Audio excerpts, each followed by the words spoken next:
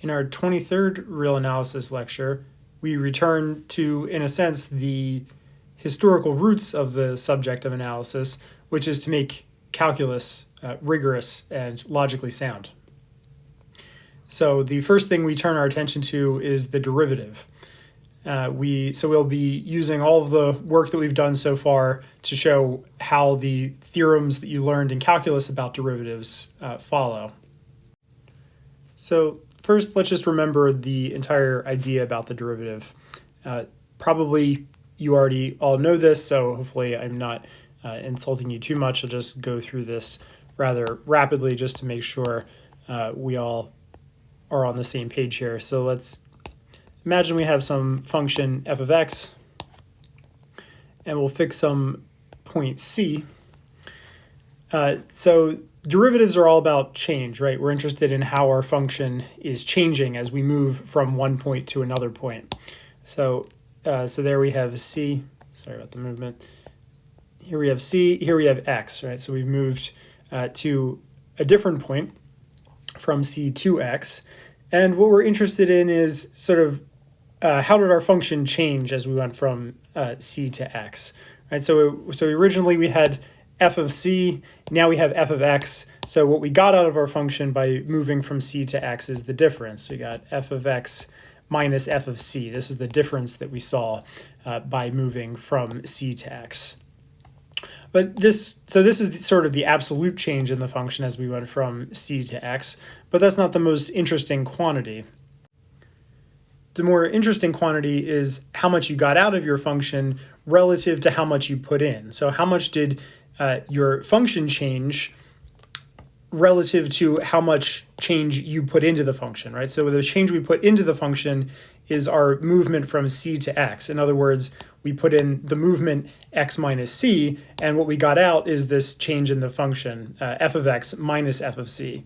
And so what we're interested in is the ratio of those two quantities. So how big is the change in f relative to how big of a change we made in the independent variable. So the change in the dependent variable versus the change in the independent variable. So this is kind of the change of this function over this interval from c to x. And the sort of revolution of calculus is how to quantify the notion of the rate of change of the function at the point c itself. So for this fixed c and for each x, to the right or left of c, we can form this quantity and think of this as kind of the average rate of change of our function over an interval. But what calculus does is, give us a sense of the rate of change at a point c. So note, if you take x equals c in this formula, you get nonsense, right? You get 0 over 0. So the rate of change at c is not defined via this formula. But with our notion of limits now, what we can do is take the limit as x approaches c of this quantity. And if we get a well-defined quantity out of it, right, we call that the derivative of our function at that point c. So our definition is just that. So let's say, suppose f is defined on some interval a, b, and I'll make a comment about the domain after the definition. So we have some real valued function on an interval, and we have a c in that interval. Then the derivative at c, so derivative of f at c is, and let me make emphasize that, then the derivative of f at c is f prime of c. And so most of this should all be basically familiar from calculus. So sorry if I'm boring you at the moment.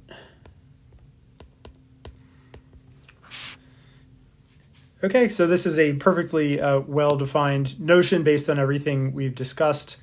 This function here, it's defined at all the points in this interval except c itself, right? And so since c is in the middle of this interval, C is going to be a limit point of those points. And so this notion of the limit makes perfect sense, right? For the notion of the limit to make sense, you just need your point C to be a limit point of the domain of the function. Okay, and so C is sort of surrounded on both sides. We have A, you sort of have this picture A to C, and then C to B. So clearly C here is a limit point of the points in these two intervals there. Right, so this notion completely makes sense, and so if the limit exists, then we call that the derivative. And you see just another quick note. I mean, the derivative here, this derivative expression, the fact that it's not defined as C is basically the main reason that in our definition of limit we explicitly exclude consideration of what this function is doing at the limit point, right? So this thing is not even defined at C. So that's why that's baked into the definition of limit. It's mostly to make sense of the notion of derivative. Okay, so I provided a sort of brief summary of the discussion that leads to the notion of derivative, starting with the notion of sort of absolute change. Then we have relative rate of change over an interval, and then we have rate of change at a particular point, which is, of course, the derivative. And then one more kind of note here. Note is that this definition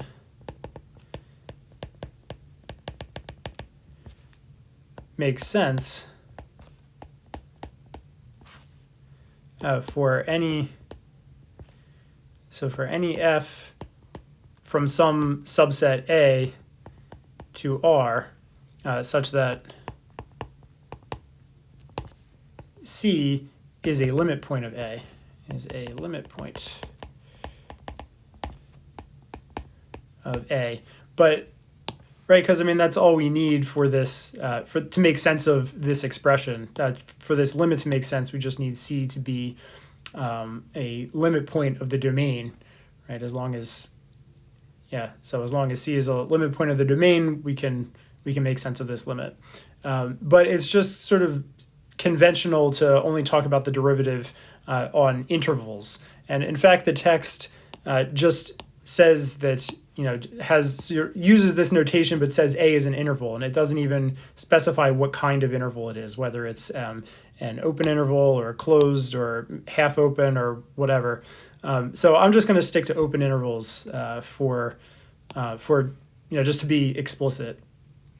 If we make this a closed interval, then at the endpoints you kind of have one-sided derivatives, so we don't have to worry about thinking about that. Everything we can just do for open intervals. So my convention here is that we're just going to, when we're talking about the derivative at a point, the function should be defined at the point and to the left and the right of the point. But it's conventional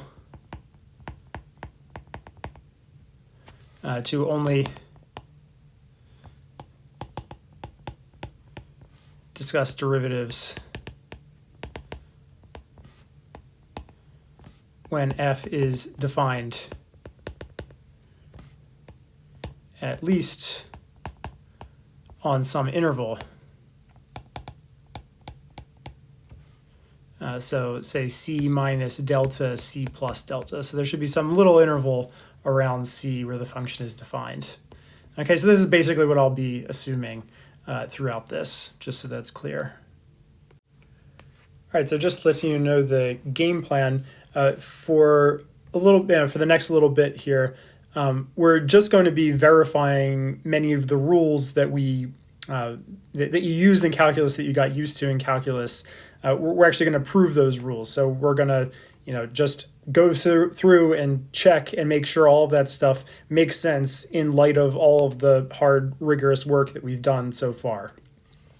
Okay, so we'll take a look at some examples. We'll compute some derivatives using this definition, basically constant functions, polynomials, other rational powers. We'll talk about the various derivative rules, especially the product rule and the quotient rule, and then the chain rule, and then we'll move on to some other stuff that you might not have seen before. in this lecture. And then in the next lecture, we'll end up talking about rigorous proof of the mean value theorem, which is the most important theorem about derivatives. So that's sort of on the short-term horizon. Okay, so let's look at just some examples. Let's take f of x equal to any constant. So let's say k, where this is constant. Of course, you know the derivative is 0. This intuitively makes sense. A constant function is not changing. There is no rate of change, so the derivative should be 0. And so let's just look at the derivative of this function at any c is equal to the limit as x approaches c of f of x minus f of c. That's just k minus k, right, over x minus c. And that's the limit as x approaches c of 0 over x minus c. And that's the limit as x approaches c of 0. And we know the limit of a constant sequence is just that constant from the work we've done. Okay, so that was just part of the algebraic limit theorem for limits. So beyond constant function, the next simplest function will be just the identity function, f of x equals x, and then f of x equals x squared, basic monomials. So let's take a look at that. So let's say f of x equals x to the n, where n is a natural number. So to compute the derivative here, so usually this doesn't, well, often this doesn't get shown. Sort of the proof of the derivative. Everybody knows what the derivative is, right? It's n times x to the n. Often the proof doesn't get shown for powers higher than 2, just because it involves a bit of algebra. But we've discussed that algebra, or you should be comfortable with that algebra at this level. So there's nothing particularly difficult about this at all. We just note there's an algebraic theorem that tells us how to factor x minus c out of that numerator. So this gives us x minus c. It's x to the n minus 1 plus x to the n minus 2 times c. And so the powers just decrease on this and start increasing on that. So plus dot dot dot plus x c to the n minus 2 and then plus c to the n minus 1.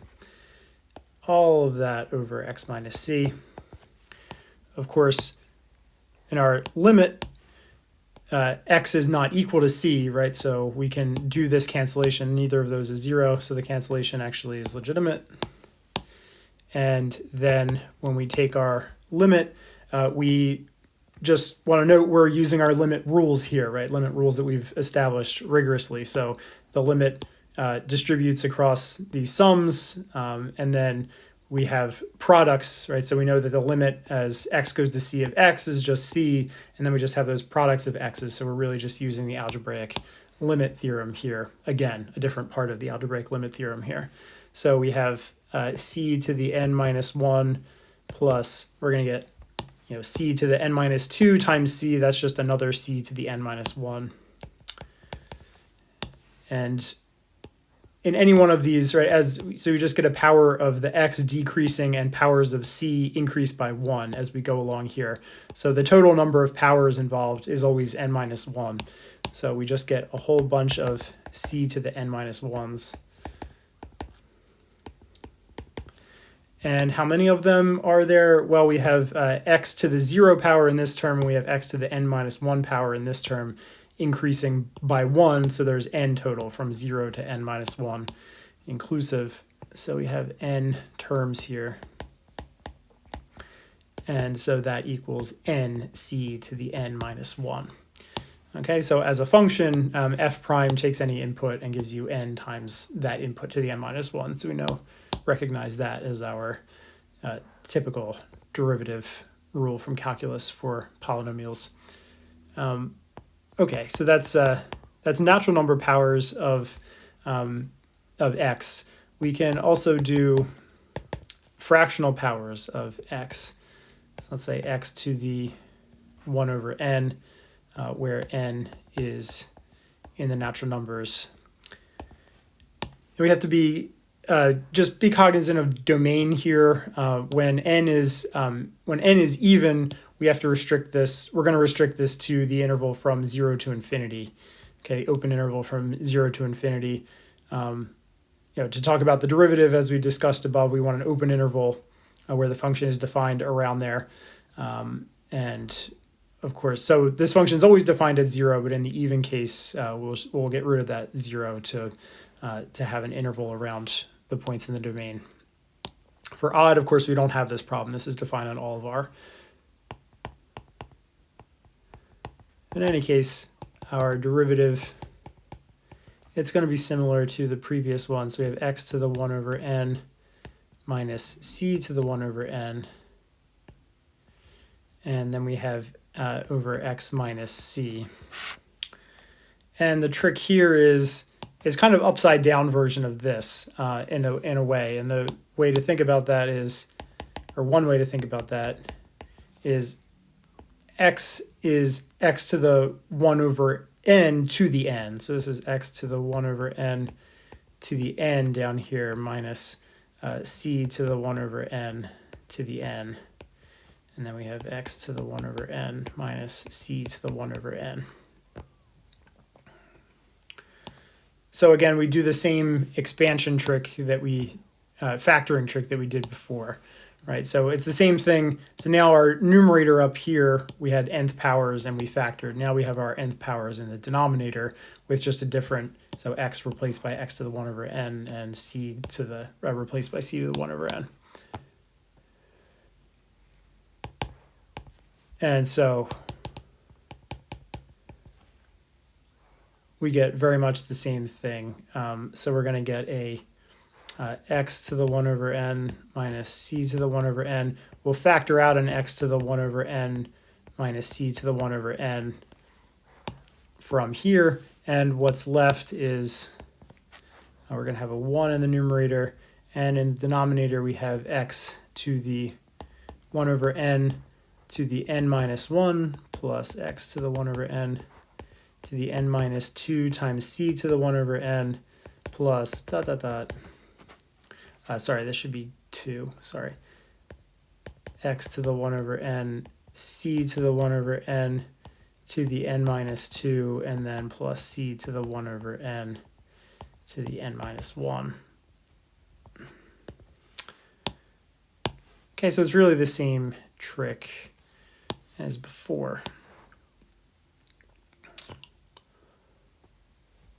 And let's see, what do we have here? When we take the limit, we know our x to the 1 over n's, those are continuous functions. So we can just sort of insert the value of, again, this is just by the algebraic limit theorem. Right? So we have this quotient, limit plays nice with the quotient, and then we have the sum down there, the limit plays nice with the sum. And then we have these continuous functions. Well, we have these powers, first of all, so the limits can go inside those powers, and then we have continuous functions in there. The x to the 1 over n are all continuous functions. So ultimately, what we end up with is 1 over, well, we'll get a c to the 1 over n to the n minus 1 here. We'll get a c to the 1 over n to the n minus 2, but then we already have another power of c to the 1 over n. So that's going to be c to the 1 over n to the n minus 1. And the powers, again, always add up to n minus 1. And so we're always just going to have c to the 1 over n to the n minus 1. And there's going to be n of those just as before. So there's going to be n c to the n minus 1 over n, which is 1 over n c to the negative n minus 1 over n, which is just 1 over n c to the 1 over n minus 1, right? Which is just what we expect. You bring the power down and you decrease the power by 1. Okay, and these two together will allow us to take the derivative of rational powers of x once we have the chain rule. So this is a good base of examples already. Okay, so to build up derivatives of more complex functions, right? So like linear combinations of these basic monomials to get general polynomials, it's best not to try to use the definition, but to establish some general properties which allow you to build up more complicated functions that you can take the derivative of from simpler things. So that leads us to discuss the general rules for derivatives. But before we do that, it turns out that we actually need a preliminary proposition. So it comes up naturally when you're looking at trying to prove the derivative rules, especially the product rule and the quotient rule is where it first shows up. So if you try to do those proofs without proving this proposition first, you'll run headlong into it. And I'll point out where that happens later. But we'll pause to do it right now. It's pretty natural. It just says that so a differentiable function has to be continuous. So we need our function at least to be continuous in order for there to be a derivative. So let's take a look at that proposition. So suppose f from AB to R is differentiable at x equals c. Then f is continuous.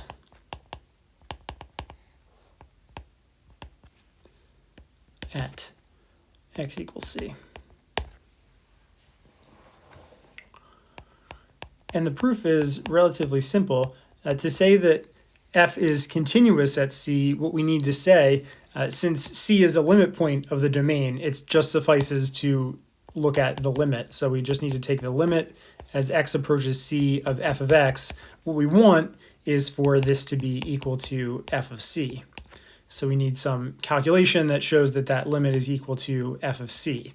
And of course, the derivative is defined in terms of a limit. So what we should do is just kind of mess around with this f of x, sort of just do some algebraic tricks so that we express this f of x in terms of the difference quotient in the definition of the derivative.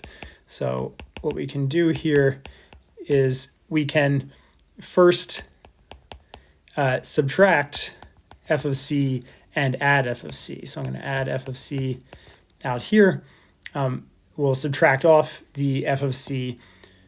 And then to get the difference quotient involved, we'll just take that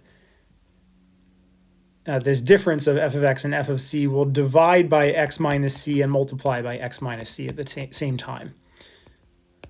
And then I erased that f of c out there before, so that's going back. Okay, so just algebraically, it's true that this expression equals f of x. And now it should be clear, so I guess I'll include that, right? Now just using limit rules, the limit of a sum is the sum of the limits, and the limit of a product is the product of the limits. And you see what happens is this limit, it just goes to f prime of c, but this goes to 0, and you're just left with f of c.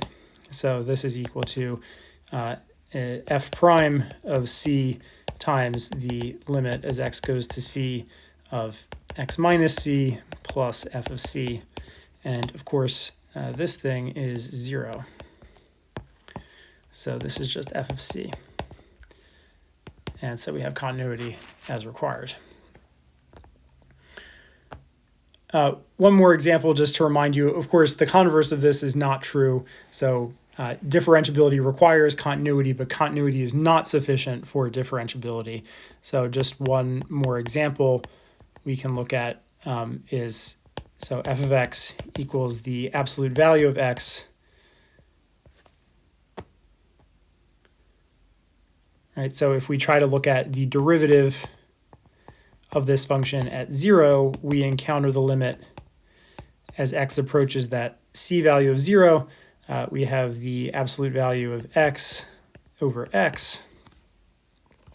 But this limit does not exist.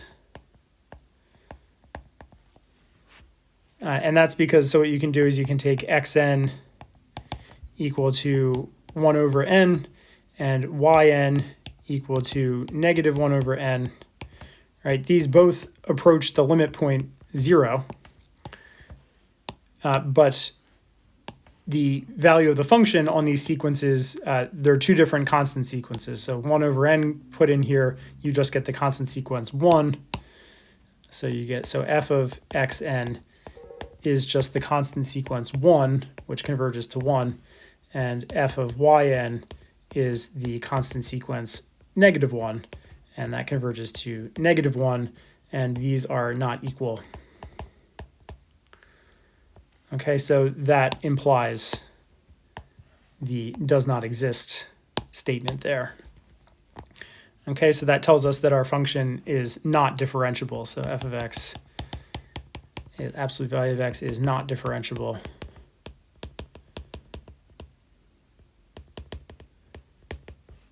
At x equals 0, despite the fact that this is a continuous function. Okay, so despite the fact that f of x is continuous.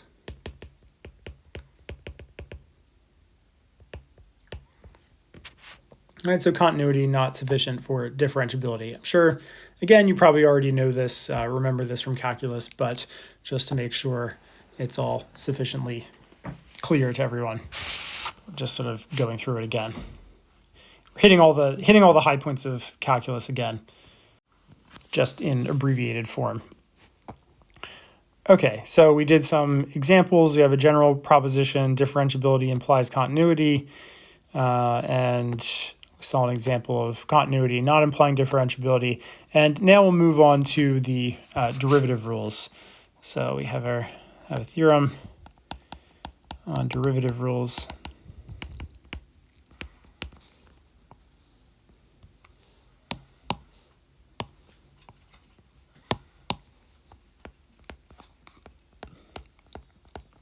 So let's suppose we have two functions, f and g, on some interval, and these are differentiable at some c value in that interval. So then we have if we take the sum of those two functions, their derivative at c, that exists, and it's equal to f prime of c plus g prime of c. If we take any one of these functions, say f, and multiply it by a constant, that function is differentiable at c, and it's, of course, just the constant times the derivative. Okay, so these two just say that the derivative is a linear operator on functions. Okay, so the derivative acts linearly, so it distributes over sums and commutes with constant multiplication. More interestingly, of course, is when you have the product of two functions, you get the product of the derivative of the first times the second plus the first times the derivative of the second. And then you also have a quotient rule. So the derivative of this, you have the derivative of the top and then the bottom minus the top times the derivative of the bottom. And then all of that is over the bottom squared. And given the form of the right-hand side, the conclusion should be valid as long as g doesn't have the value 0 at c.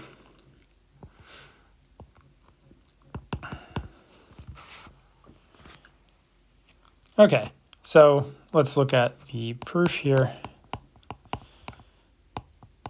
1 and 2 are absolutely trivial.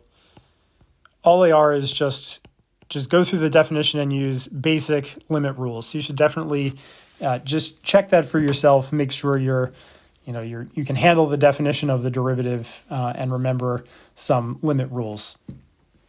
Okay, so just go through that carefully and make sure you're sort of justifying each step to yourself with some rule about limits that we've learned in the class, and that's all there is to it. So 1 and 2 are trivial. And left as easy exercises.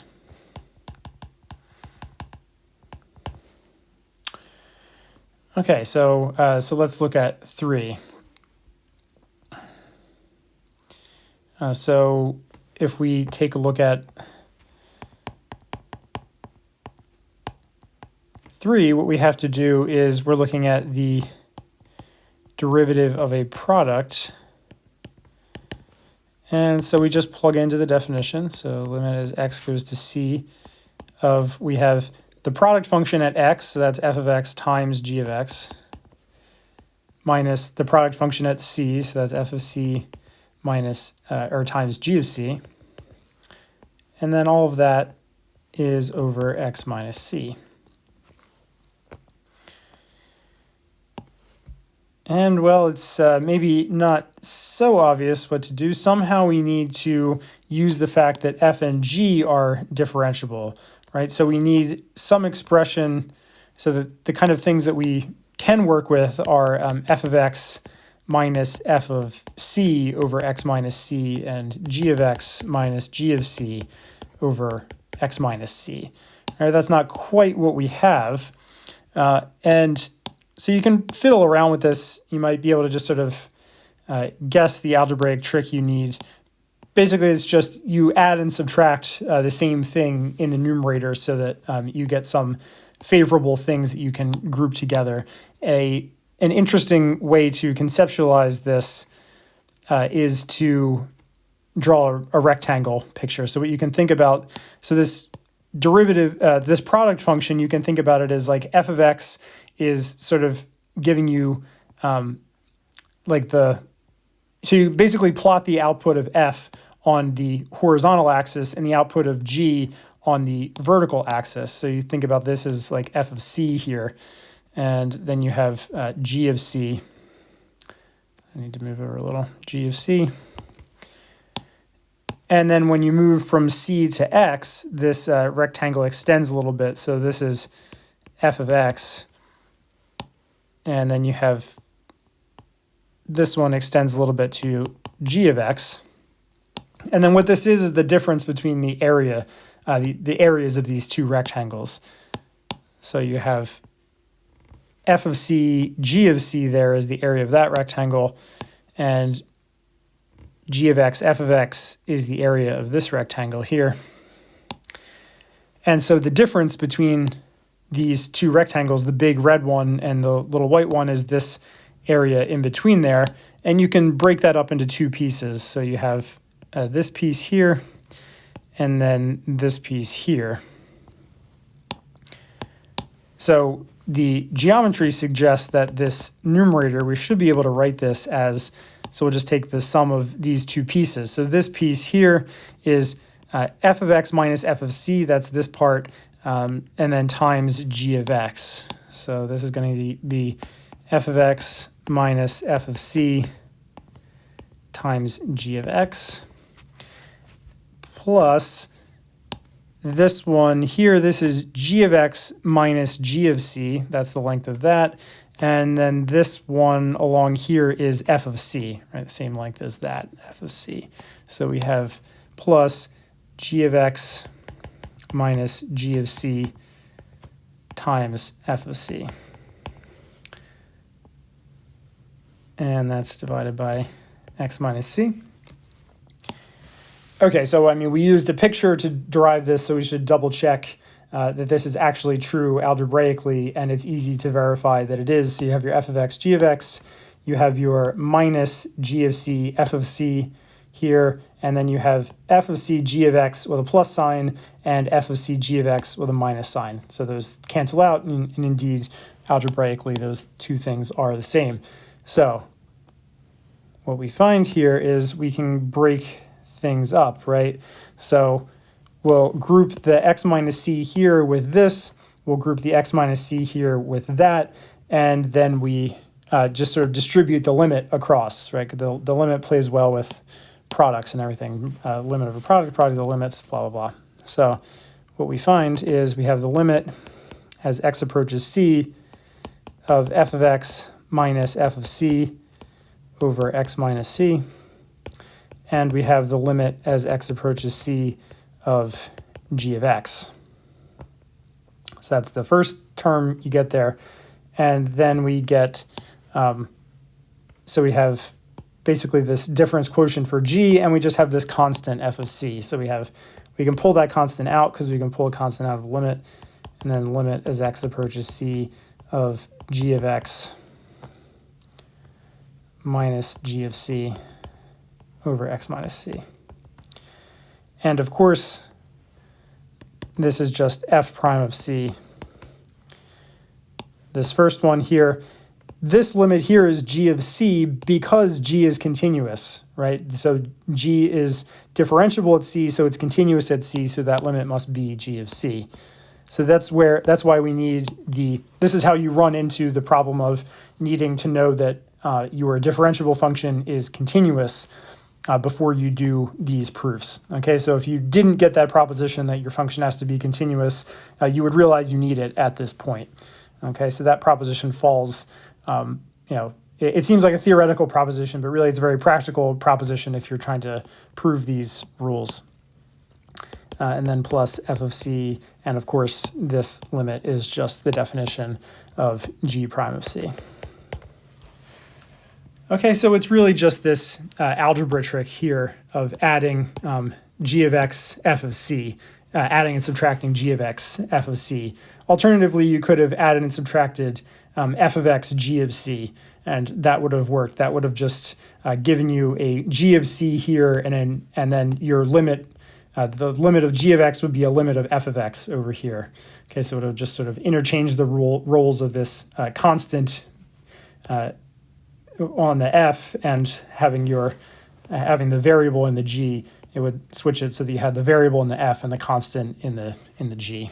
Okay, but so the overall structure is no different. Okay, so that's part 3. Okay, so that works out, and then 4 is quite similar in spirit. You just have to do some kind of algebra. So f over g prime at c. We just take a look at the definition. So you have f of x over g of x minus f of c over g of c. All of that over x minus c.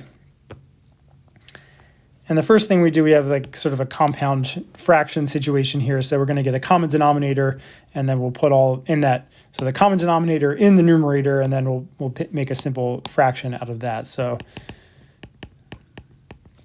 what we can do here is this is going to be f of x g of c minus f of c g of x.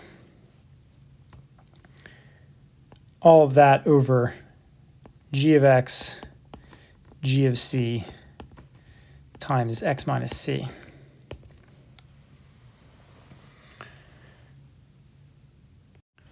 And before we proceed, I just want to point out that we are using the fact that g of c, so we're using here, let me make a marginal note. So we're using that g of c is not equal to 0 and that g is continuous at c when we're doing this limit. For this limit to even make sense, we need to know that this fraction makes sense, right? F of x over g of x. So we need to know that this makes sense for x near c, near but not equal to c. And the way we know that makes sense is because since g is not equal to 0 at c and g is continuous at c, well, since g is not equal to 0, it's away from 0 some finite distance, right? And then by the continuity, as long as we don't move too far from c, the value of g is not going to change too much from whatever g of c is. And since g of c is not equal to 0, we can, so sort of the picture is like this. We have, you have your g of c here, you have 0 here, and so given, say, epsilon equal to half of, absolute value of g of c over 2, right, you can find a delta around c such that all of the values of your function fall into this interval here. In other words, you can avoid 0. We've talked about this point before. Actually, we had a proposition that said, if your function g, say if g of c is strictly less than 0, then actually near c, as long as g is continuous, near c, your function is going to maintain this inequality, or you can reverse the inequality as well. So if your function is greater than 0, then that equality has to actually hold through a slightly larger neighborhood of c if you know continuity. Okay, so it really just follows directly from the definition of continuity. So we're using g of c is not equal to 0, and g is continuous at c to be sure that g of x doesn't equal 0 near c. And what this does, this ensures that this limit makes sense.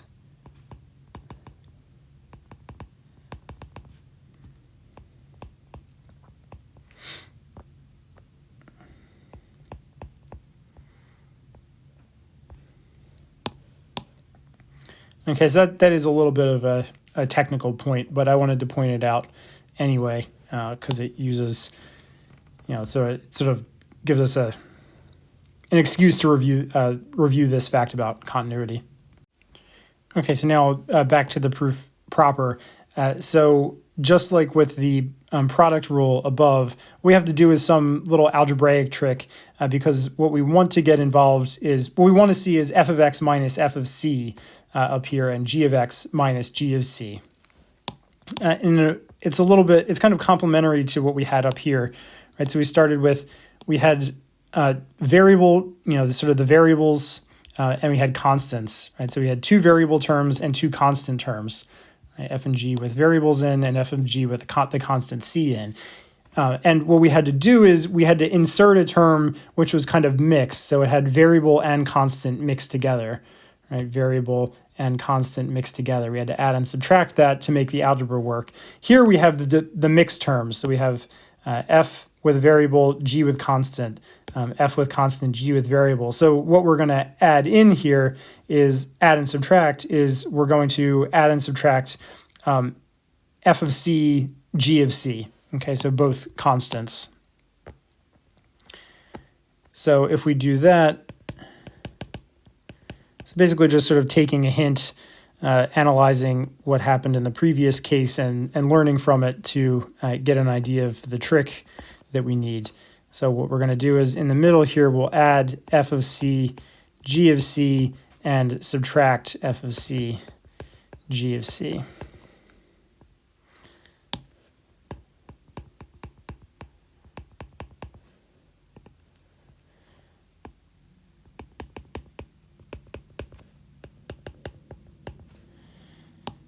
And then we just need to group things appropriately. So if we group this with this, we can pull out a g of c, and then we'll have an f of x minus f of c.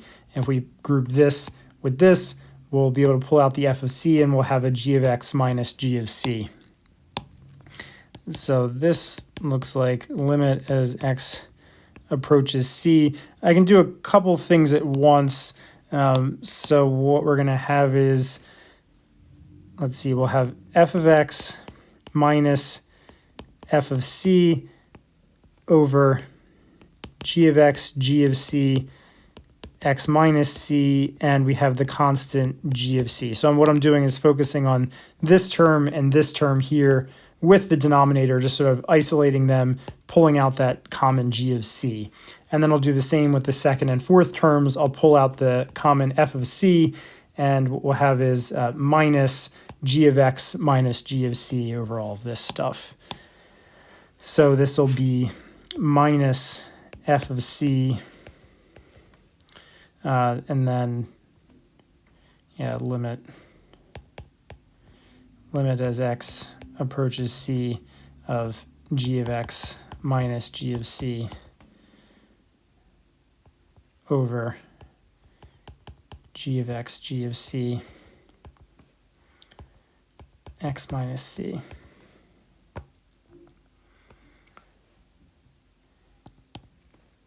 And so you see what happens is this limit, we have g of x here, so we need to look at the limit of that, and then we have the difference quotient for f, we have difference quotient for g here, excuse me, right here, and we also have g of x. So again, we're going to be using continuity of g of x to say that the limit of g of x as x goes to c is g of c. But if we use the fact that we have our derivatives, this becomes f prime of c times g of c over g of c squared minus f of c g prime of c over g of c squared. And so that's f prime of c g of c. It's just exactly what we were expecting to get, right? G prime of c over g of c squared. And that's what we were expecting. So note that we, in this one step here, so note we used continuity of g at x equals c again. Okay, so continuity, needing to know continuity of your differentiable functions at the point in question keeps arising in these two proofs. Okay. The next big rule is the chain rule.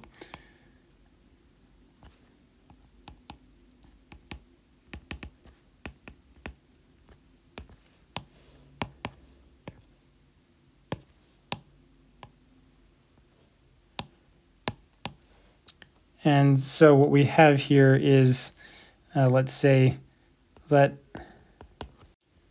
so we have a function, let's say from an interval AB to R, be differentiable at x equals c, and g, let's see, so I already use C, I don't know, I guess we'll go with Greek. So this is defined on alpha beta,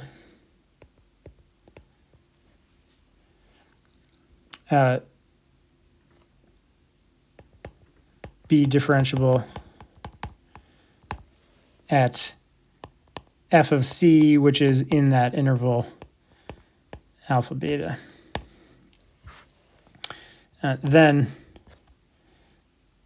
g composed with f is differentiable at x equals c, and the derivative, we have an explicit formula, of course, you know what it is. It's the derivative of g at f of c times the derivative of f at c. So basically you have the derivative of a composition is the product of the derivatives. You have the derivative of g at the image point and the times the derivative of f at the original point. All right, so let's look at the proof here. So naively, the proof is kind of simple in a way. So if you take a look at, and this is going to be scratch work for a bit here, because we're going to just sort of think about the idea here. So we have g of f of x minus g of f of c over x minus c. the basic idea is, well, we'd like to kind of get the derivative of f involved. So we kind of insert the difference quotient for f in here by multiplying by f of x minus f of c and dividing by it at the same time. So if we do that, it's basically, again, just comes down to a kind of algebra trick.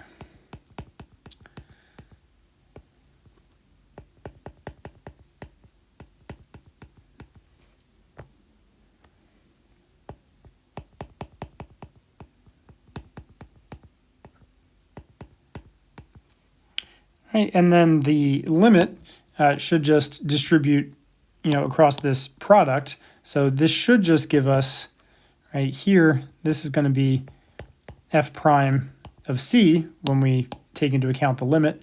And as x approaches c, well, f of x is going to f of c, right? So x goes to c. Because f is continuous, we have f of x going to f of c. And so if f of x is going to f of c, well, this basically is just kind of the difference quotient for g, right? So we sort of have this, so if you put f of x equal to y, and so you call this y, we kind of have y going to f of c, and then we have g of y minus g of f of c over y minus f of c, and y is going to f of c, right? And so this just looks like the derivative of g at f of c. Okay, so ideally, I don't know, we might have made some sort of questionable assumptions here, or done something questionable here when we took this f of x and turned it into y. Right? So here, f of x is not an independent variable. Generally, in your when you're doing this limit like this, your y here is an independent variable. Our y is not an independent variable. It's dependent on this variable x. So that might have been somewhat questionable. But maybe you kind of say, well, that can't be that big of a deal, right? And I mean, you're basically right, but there is a more kind of serious problem here, which is actually this expression might not even make sense, because it could be the case that f of x equals f of c before x equals c, right? So in other words, for x not equal to c but close to c, we can have f of x equals f of c. So we kind of have a possible problem here. So problem is that we could have, so f of x equals f of c is possible, even if x is not equal to c. Okay, and then in this case, this expression may not be defined.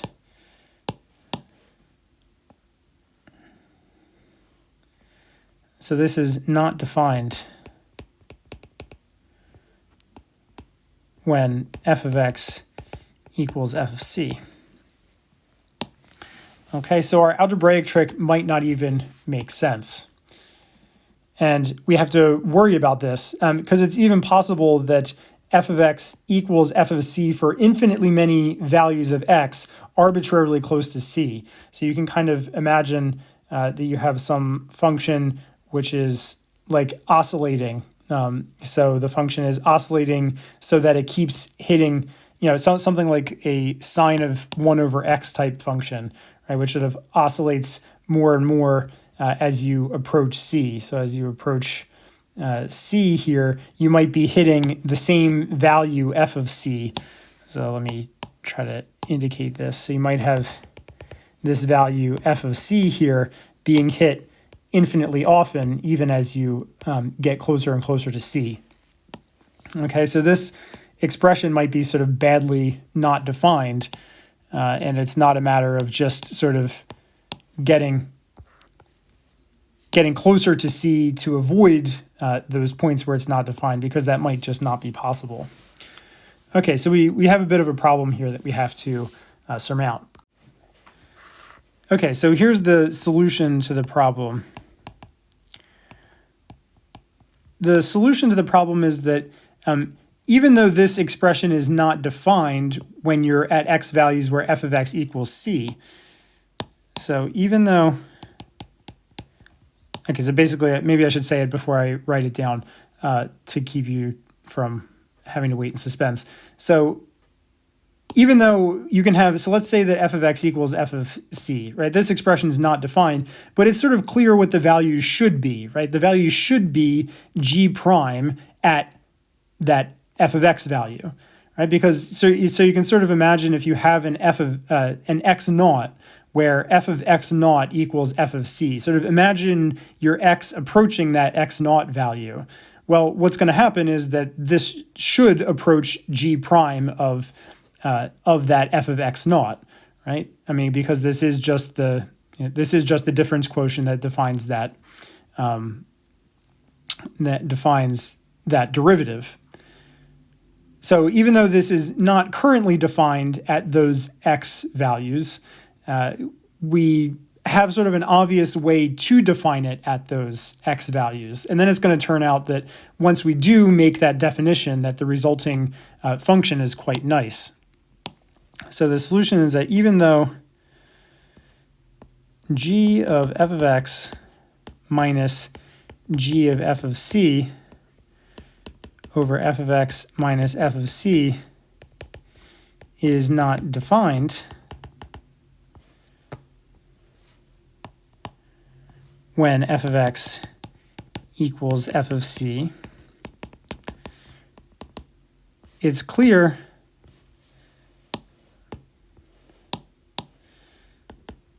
that the value should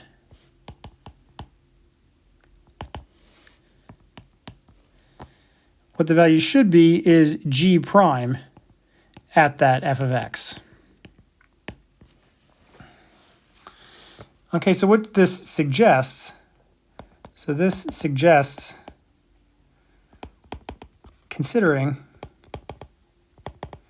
so let's consider the function, say, k of x, which is just that difference quotient, g of f of x minus g of f of c over f of x minus f of c, and it'll be that when f of x is not equal to f of c.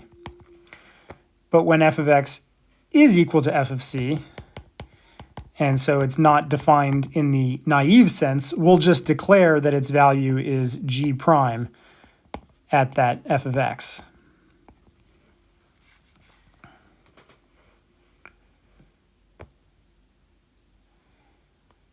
Okay. And what we can note about this k of x function, so this k of x, so we'll say notice that k of x is naturally just a composition. So k of x is h of f of x, where h of y, so basically we're just going to replace f of x with y. Everywhere we see f of x, we're going to replace it with y. So in this k, so h of y is g of y minus g of f of c over y minus f of c. And that's as long as y does not equal f of c. And then when y equals f of c, we just have g prime of that y, which is just g prime of f of c. Okay, so yeah, so that's our so that's that h function, and you can see straightforwardly that your k, if you just plug f of x into this h function, you just get that k function. And so remember, so what the point of this is, the point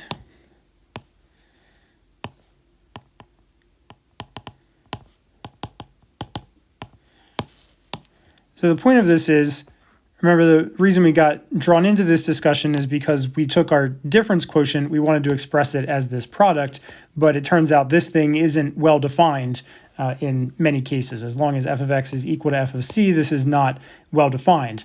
And so what we wanted to do is sort of replace this by something that is well-defined, or make this well-defined even when f of x equals f of c. And that's exactly the role that this h of f of x function fulfills. So the point is that this g of f of x minus g of f of c over x minus c, that's equal to h of f of x times f of x minus f of c over x minus c. Okay, and so the reason for this is that, all right, so we just got to, so let's just check and make sure that this is true, right? So that this function h of f of x here is working the way, doing what we thought it was supposed to do. So when x is such that f of x is not equal to f of c, our h of f of x is this expression, and if we plug this in here, the f of x minus f of c's just cancel, and we indeed just recover the left-hand side. If, on the other hand, our x is such that f of x equals f of c, then the left-hand side is just 0, because f of x equals f of c, so this numerator is 0. And then the right-hand side, when f of x equals f of c, then we have, right, our h of f of x is g prime at f of x, that's just some number, but then our f of x equals f of c in this difference quotient numerator. So we get some number times 0, and that equals 0 indeed. So we get a valid equality, and therefore this equality holds no matter what x is. Okay, so this h of f of x is now a well-defined function that is sort of replacing this ill-defined fraction that we had before. And so now all we have to do is see that once we've created this well-defined sort of decomposition of our difference quotient into this product, that the limit as x goes to c yields what we wanted. So this, of course, still goes to just f prime of c as x approaches c. And then what we have here is, so we need to look at the limit as x approaches c of h of f of x. And so the point is, so if we're doing this limit, I mean, what we want to do is just be able to plug c in. So we want to be able to say that this is just h of f of c. And if we do h of f of c when y equals f of c, this is just supposed to be g prime of f of c, right? So if this equality is the case here, then we're done. But essentially, this comes down to continuity, right? So we want to evaluate a limit by just plugging in, that's continuity. So what we need in order for this to work, so what we need here is we need h composed with f to be continuous at c. So we need h composed with f continuous at c. And of course, f is continuous at c because f is differentiable at c. So we know that f is continuous at c.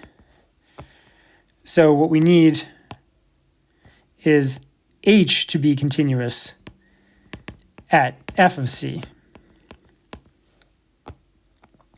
Okay, so we need continuity at the image point to have continuity of this composition. And so the question is, so is h continuous at f of c? And that's pretty easily answered by just looking at the way h is defined. So all we have to do is look at the limit as y approaches f of c of h of y. And as y, in this limit, your y is explicitly not equal to f of c, so we just get to use our definition here of this difference quotient. Okay, so this is just going to be the limit as y approaches f of c of g of y minus g of f of c over y minus c. Of course, that because we're assuming that our g is differentiable at f of c, this is just g prime of f of c. But g prime of f of c, by definition, is just the value of this h function at f of c. So this is equal to h of f of c. And so the limit as you approach f of c of h is just h at f of c, and so that does establish continuity. So this equality was valid, and so that will give us the chain rule. Okay, so that's kind of the outline of the proof, and this is very, sort of some ugly-looking scratch work that we had to work through. So let me go back, now that we've kind of explained the whole idea of the proof, let's just write down the proof itself. So let me change this from proof to scratch work. I want to save this for the notes. So this will just be scratch work here.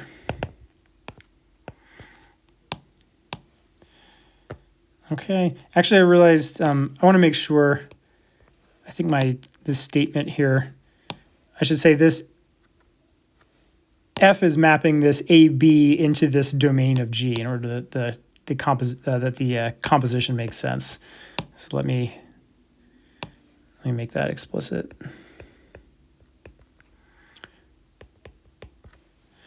Okay. So now, let's just write down the proof then.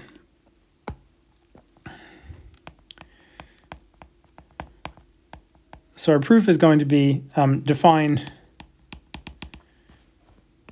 h of y to be the function g of y minus g of f of c over y minus c if y is, not y minus c, y minus f of c. If y is not equal to f of c, and then we'll define it to be g prime at f of c if y equals f of c. Okay, so we note two things.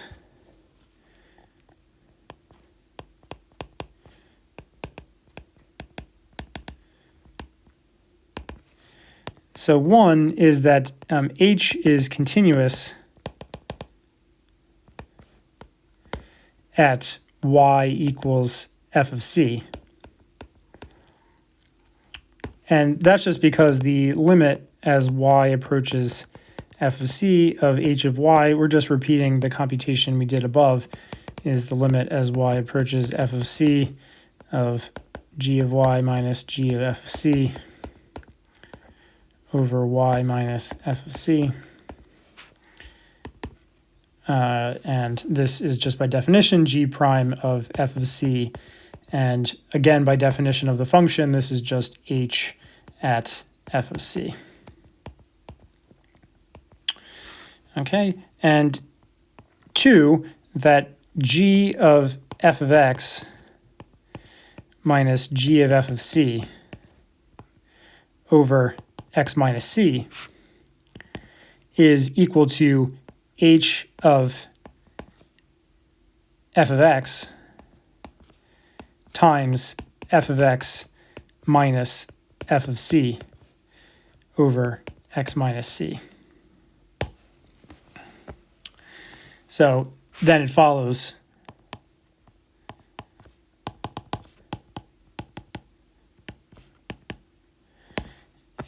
that the limit as x approaches c of g of f of x minus g of f of c over x minus c equals the limit as x approaches c of h of f of x times the limit as x approaches c of f of x minus f of c over x minus c. And that is just equal to h of f of c times f prime of c. And remember, h of f of c is just g prime of f of c. So it equals g prime of f of c times f prime of f of c. And we'll just note where we used the fact that that f is continuous at x equals c, and h is continuous at f of c in the second inequality to obtain the second equality.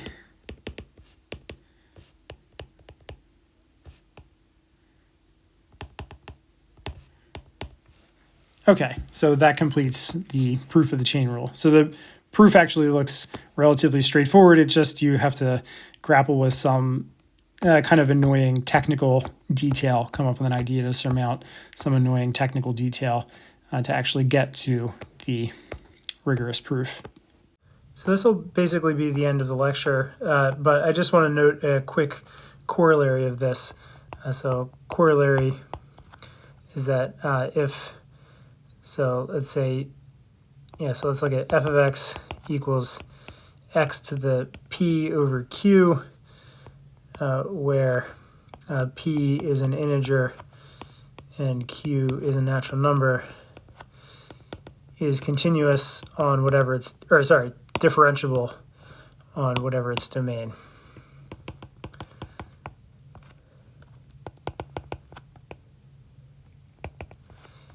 And the reason for that is just because f of x equals x to the 1 over q to the p is a composition of differentiable functions. And so we already saw any 1 over natural number power is a differentiable function.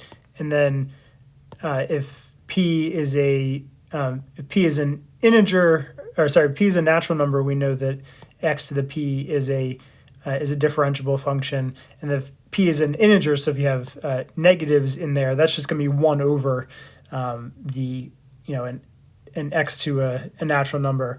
And so by the quotient rule, that's going to be differentiable as well. So is a composition of differentiable functions.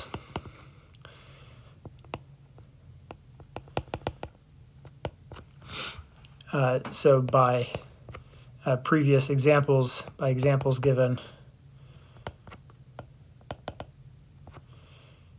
and derivative rules.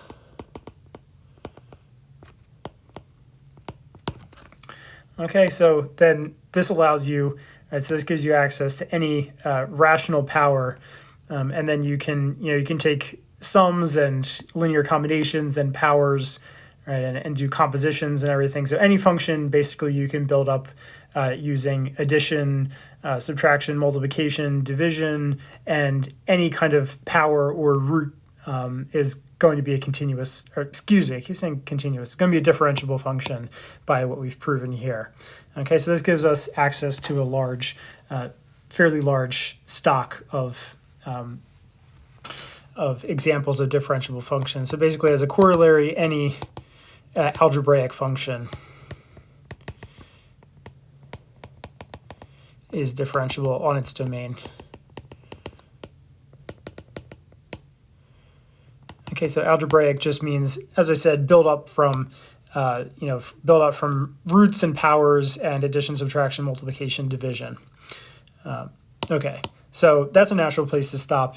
And in the next lecture, we'll discuss more theoretical properties of the derivative, mean value theorem, etc.